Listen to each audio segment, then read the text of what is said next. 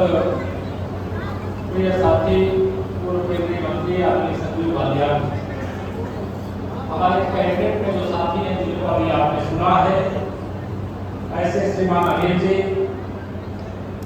हमारे मंत्रिपरिषद के दूसरे साथी आदरणीय कपिल देव अग्रवाल जी और गिरीश यादव जी, हमारे विधान परिषद के सम्मानित सदस्य के रूप में और युवा मोर्चा प्रदेश के अध्यक्ष के रूप में 7 साल से काम कर रहे श्री प्रांशु द्विवेदी जी, यहाँ की विधान परिषद सदस्य रत्ना वर्मा जी, हमारे जिला पंचायत के सम्मानित अध्यक्ष श्रीमान वीरपाल निर्वाल जी, पूर्व मंत्री श्रीमान युवराज सिंह जी, पूर्व सांसद आदरणीय राजपाल सैनी जी, हमारे क्षेत्रीय पदाधिकारीगण श्रीमान प्रदीप सैनी जी, डॉक्टर पुरुषोत्तम जी, सुखविंदर सोम जी, राजीव सिसोदिया जी, कार्तिक काकरान जी, हमारे अनिल प्रभु जी, अमित राठी जी युवा मोर्चा, अमित चौधरी जी, शरद शर्मा जी और श्री मोहन तायल जी, अन्य यहाँ पर उपस्थित मंच पर और मंच के सामने सभी पार्टी के नेता और पदाधिकारीगण, यहाँ उपस्थित हमारे सभी बड़े बुजुर्ग युवा मोर्चा के हमारे युवा साथीगण, हमारी मातृशक्ति, हमारे पत्रकार मित्र, मैं सबको प्रणाम करता हूँ, सबको वंदन और अभिनंदन करता हूँ। 2014 में आप सब लोगों ने देश में माननीय नरेंद्र मोदी जी के नेतृत्व में सरकार बनाने के लिए जो विजय यात्रा मुजफ्फरनगर से शुरू की थी, उस विजय यात्रा के परिणाम स्वरूप एक गरीब माँ बाप का बेटा देश का प्रधानमंत्री बना था और उस समय हम उत्तर प्रदेश में 2014 के लोकसभा चुनाव 80 में से 73 लोकसभा सीटें जीते थे। संयोग से उस समय आपके मुजफ्फरनगर से संजीव बालियान जी और फूलपुर लोकसभा से मुझे भी देश की संसद में चुन करके जाने का सौभाग्य मिला। लेकिन 2014 में देश में माननीय नरेंद्र मोदी जी के नेतृत्व में सरकार बनने के बाद जो काम उत्तर प्रदेश में शुरू हो जाना चाहिए था, उस समय की समाजवादी पार्टी की सरकार को आप याद करिए। मुजफ्फरनगर वालों को अगर 2013 के दंगे की याद दिलाऊंगा तो लगेगा सूरज को दीपक दिखाने का काम नहीं कर रहा। अगर आपको याद हो, जब समाजवादी पार्टी की उत्तर प्रदेश में सरकार थी, या उत्तर प्रदेश दंगा प्रदेश बन गया था, गुंडा प्रदेश बन गया था, माफिया प्रदेश बन गया था, अपराधी प्रदेश बन गया था। लेकिन आप सबके आशीर्वाद से 2017 में जब उत्तर प्रदेश का विधानसभा चुनाव हुआ, आपने हमें 325 विधानसभा सीटों पर विजय का आशीर्वाद दिया और माननीय मोदी जी के नेतृत्व में देश में और आदरणीय योगी जी के नेतृत्व में प्रदेश में डबल इंजन की सरकार बनी। मैं शुक्र तीर्थ में पहले भी आता, यहाँ के लोगों की एक ही मांग, हमारे माननीय जनप्रतिनिधिगण भी, चाहे आदरणीय संजीव जी या सभी जनप्रतिनिधिगण जो बातें कह रहे हैं, विकास आपका अधिकार है और विकास का मतलब भारतीय जनता पार्टी ही है। शुक्र तीर्थ के विकास के लिए बहुत लंबे समय से मांगे, लेकिन यह मांग कब पूरी हुई? जब आपने डबल इंजन की सरकार बनाने का काम किया, तब यह शुक्र तीर्थ की जो महिमा है, जो गरिमा है, उसके अनुसार हम आगे बढ़ने में सफल हो गए। बहुत लंबा विषय, उसकी चर्चा नहीं कर रहा था। 2017 में सरकार बनाने के बाद 2019 का लोकसभा चुनाव आया था। आप सबको याद होगा, उत्तर प्रदेश में सपा और बसपा ने गठबंधन कर लिया, लेकिन फिर भी आपने हमें 64 लोकसभा सीटें जिता करके माननीय मोदी जी के नेतृत्व में दूसरी बार सरकार बनाने का काम किया। 2022 का विधानसभा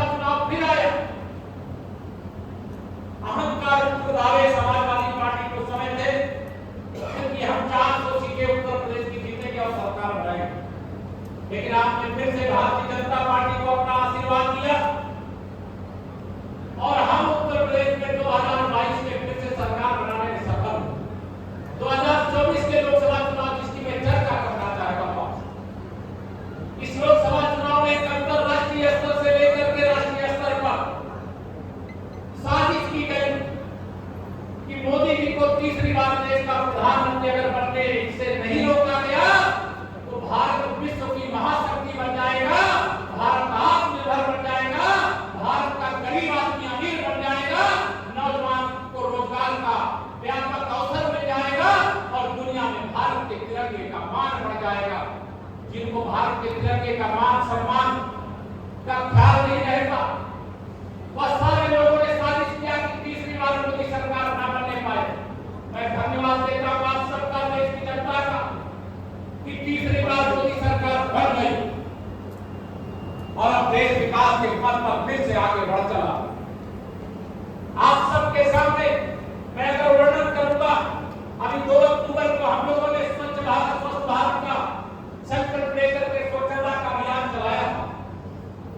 माननीय प्रधानमंत्री नरेंद्र मोदी जी के नेतृत्व में चाहे स्वच्छता का विषय हो, चाहे गरीबी का विषय हो, चाहे स्वास्थ्य का विषय हो, चाहे शिक्षा का विषय हो, चाहे कौशल विकास का विषय हो, चाहे गरीब कल्याण का विषय हो, और आज जब मैं आपके बीच में खड़ा हूं तो आज मेरे जो किसान भाई हैं यहाँ पर, उनके खाते में 2-2 रुपए की किस्त या तो आ गई होगी या आने वाली होगी। 18वीं किस्त है ये प्रधानमंत्री किसान सम्मान निधि योजना। एक किसान को जब से यह सम्मान निधि देना शुरू हुआ है 36 हजार रुपए उनके खाते में आ चुका है। माननीय नरेंद्र मोदी जी ने ये हमारी मातृशक्ति बैठी महिला सशक्तिकरण की दिशा में जितना काम माननीय नरेंद्र मोदी जी के नेतृत्व में हुआ है उसका 10% भी कांग्रेस वालों ने, सपा वालों ने, बसपा वालों ने किया होता तो आज हमारी माताएं बहनें अपने घर परिवार को साथ से चला रही होती। यह संकल्प किसी के मन में कभी नहीं आया था कि हमारे देश की 3 करोड़ गरीब महिलाएं लखपति दीदी बन जाए। यह संकल्प किसके मन में आया? आदरणीय प्रधानमंत्री माननीय नरेंद्र मोदी जी के मन में आया। 3 करोड़ लखपति दीदी जब हमारे देश में बन जाएगी तो आप समझ सकते हैं कि हमारा देश की मजबूती के साथ विकास के पथ पर आगे बढ़ेगा, परिवार आगे बढ़ेगा। अभी मैं यहाँ पर बहुत सारी लाभप्रद योजनाएं हैं सरकार, उसका कुछ प्रतीकात्मक प्रमाण पत्र आदि देना है। अभी हम राष्ट्र को, बहनों को समर्पित करने का, किसानों को समर्पित करने का काम करेंगे। लेकिन आज में सारा जो प्रसार होकर करिए तो आपको ध्यान में आएगा, भारतीय जनता पार्टी है तो सबका साथ है, सबका विकास है। भारतीय जनता पार्टी है तो भारतीय जनता पार्टी के लिए उज्जवल भविष्य है। हमारी चाहे नौजवान हो, चाहे किसान हो, चाहे माताएं बहनें हो, मैं सबके लिए कह सकता हूँ आज हमारी डबल इंजन की सरकार लगातार एक से बड़े काम कर रही है और आगे भी करेगी। और मैं पूरे विश्वास से यह पवित्र तीर्थ स्थल है, यहाँ से कह सकता हूँ कि विराटपुर की जो विधानसभा है, भारतीय जनता पार्टी गठबंधन यह सीट आप सबके आशीर्वाद और समर्थन से जीतेगा और देश के अंदर एक संदेश देने का काम करेगा। प्रदेश में 2027 में फिर से भारतीय जनता पार्टी की सरकार बनाने का रास्ता साफ करने का काम करेगा। ध्यान रखना मेरे भाई बहनों, ये जो विपक्ष के अंदर बैठे हुए लोग हैं, उनके रोज एक मैं एक ऐसे बयान आएंगे जिनको पढ़ सुन करके आपको भी आश्चर्य लगेगा। कांग्रेस के नेता हैं श्री राहुल गांधी, माननीय प्रधानमंत्री जी के बारे में जिन शब्दों का वो प्रयोग करते हैं, वह शब्द क्या बर्दाश्त करने योग्य है? क्या बताओ, तुम बर्दाश्त करने योग्य है क्या? देश की सबसे पुरानी पार्टी अपने को कहते हैं, उसके नेता से राहुल गांधी जी विपक्ष के नेता, इतना गैर जिम्मेदार नेता शायद भारत के इतिहास में देश के विपक्ष की कुर्सी पर बैठा हो। आप सबको का प्रयोग करते हो, प्रधानमंत्री जी को गाली नहीं देते, वो देश की 140 करोड़ जनता को गाली देने का काम करते और इसका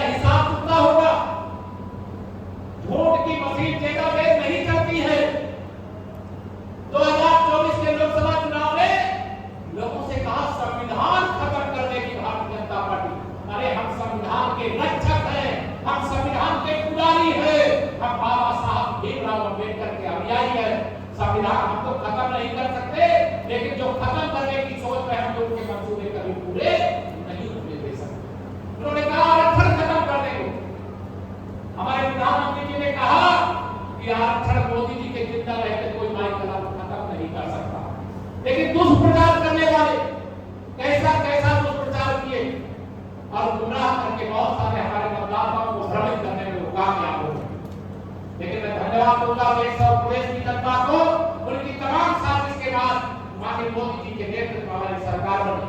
अब उनके बयानों की अगर चर्चा करूं तो राहुल गांधी जी तो यहाँ तक कहते हैं कि अब मैं एक ऐसी मशीन ला दूंगा, अगर प्रधानमंत्री बन जाऊंगा तो एक तरफ से आप आलू डालिए, दूसरी तरफ से क्या निकलेगा, सोना निकलेगा। और श्री अखिलेश यादव जी क्या कहते हैं, अब श्री अखिलेश यादव जी उनके साथी हो गए। अखिलेश जी को कुछ कहो तो राहुल जी को बहुत दर्द होता है, और राहुल जी को कहो तो अखिलेश जी को दर्द होता है। ये दर्द क्यों होता है? अगर उत्तर प्रदेश में कोई हमारी बहन बेटी के साथ अपराध करे तो क्या उसे क्षमा करना चाहिए? क्या कोई किसी की हत्या करे तो उसे माफ करना चाहिए? क्या कोई जमीन पर कब्जा करे तो क्या उसके खिलाफ कार्रवाई नहीं होनी चाहिए? क्या इस देश और प्रदेश के अंदर जिस संस्कृति को उन लोगों ने पनपाने का काम किया था वह बहुत घटिया और घिनौनी। आज यहाँ पर हम ग्राम चौपाल में आए, ये भारतीय जनता पार्टी की सरकार, और भारतीय जनता पार्टी गठबंधन की सरकार आपके द्वार पर खड़ी है। चौपाल क्यों है? सरकार आपके द्वार पर है, आपकी समस्या आपके पास आकर के समाधान करने के लिए हम लोग आए। आप अपनी समस्या लेकर के कोई लखनऊ आना चाहे, दिल्ली जाना चाहे, उसका स्वागत है, लेकिन आपकी समस्या आपके गांव में, आपके चौपाल में समाधान करने के लिए आए। मैं युवा मोर्चा के कार्यकर्ताओं से कहूंगा, यह 2024 का उपचुनाव जब भी चुनाव आयोग घोषित करेगा, इस चुनाव को गंभीरता से लीजिएगा। हर बूथ पर भारी अंतर से भारतीय जनता पार्टी गठबंधन की जीत सुनिश्चित करने का संकल्प लेकर के जाइएगा। और मैं पूरे विश्वास से कह सकता हूं, जो उत्तर प्रदेश की 10 सीटों के चुनाव हो रहे हैं उसमें से अधिकांश सीटें भारतीय जनता पार्टी गठबंधन जीतेगा, यह मैं आपको विश्वास दिलाना चाहता हूं। विपक्ष को खड़ा हुआ, उनके पास कोई मुद्दे नहीं है, मुद्दा विहीन विपक्ष दुष्प्रचार करता है, झूठ फैलाने की कोशिश करता है। लेकिन अगर इनसे पूछो, जब ये सत्ता में थे, बताओ मेरी माताओं बहनों, जब सत्ता में थे तो महिलाओं का सशक्तिकरण, समूहों का इस प्रकार गठन होता था क्या? बताओ माताओं बहनों, होता था क्या? पहले महिलाओं को कैसे जाना जाता था?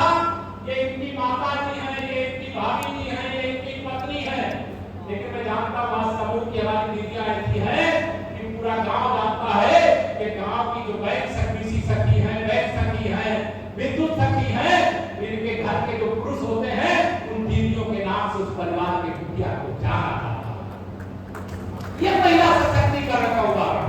या तमाम स्टॉल लगे, बहुत सारे नहीं लगे, कई प्रकार के उत्पादन करके, और उनको केवल मुजफ्फरनगर में नहीं, उत्तर प्रदेश में नहीं, देश में नहीं, बल्कि पूरी दुनिया के बाजारों में हमारी दीदियों के द्वारा, समूह के द्वारा बनाया गया सामान आज भेजा जाता है।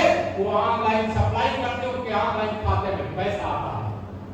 ये माननीय प्रधानमंत्री नरेंद्र मोदी जी के नेतृत्व में जो गरीब कल्याण का स्वप्न देखा गया, उसका परिणाम है हम विश्व की 11वीं अर्थव्यवस्था से अब 5वीं अर्थव्यवस्था है। मोदी जी ने वादा किया है कि तीसरी बार मोदी सरकार का मतलब हम तीसरी अर्थव्यवस्था बनेंगे। 2047 तक विकसित भारत बनाने का संकल्प उन्होंने लिया है। और आज ही मैं अखबार में पढ़ रहा था, हमारे देश की वित्त मंत्री जी कह रहे थे, हमारे हर गरीब की, हर भारतवासी की, हर उत्तर प्रदेश वासी की आमदनी को दुगना करने का काम किया जाएगा। यह स्वप्न सपा बसपा कांग्रेस वाले नहीं देख सकते, वो तो उनके 10 पीढ़ी का जुगाड़ कैसे हो जाएगा यही केवल देख सकते हैं। तो मैं आप सबसे पूछना चाहता हूँ, बताइए, मीनापुर विधानसभा चुनाव जब भी घोषित होगा, क्या भारतीय जनता पार्टी गठबंधन को आप जिताओगे? दोनों हाथ को जिताओगे? किसी के भरमाने में नहीं आओगे? आएंगे भी दुष्प्रचार करने, अभी शायद आ रहे होंगे, आज ना आए होंगे तो आएंगे, लेकिन किसी के दुष्प्रचार के चक्कर में नहीं पड़ना। इनके पास कोई विजन नहीं है, गरीब कल्याण की कोई योजना नहीं है, किसान उत्थान की कोई योजना नहीं है, नौजवानों के उज्जवल भविष्य का कोई विजन नहीं है इनके पास। यह भारतीय जनता पार्टी ने तय किया है कि हम विश्व की महाशक्ति भारत को बनाने का काम करेंगे, और उत्तर प्रदेश के बगैर भारत विश्व की महाशक्ति नहीं बन सकता। तो अभी मुझे बता रहे थे, मैं सुन रहा था संदीप जी का भाषण, यहाँ एशिया गेम हुए तो उसमें 5 स्वर्ण पदक जीत करके आने वाले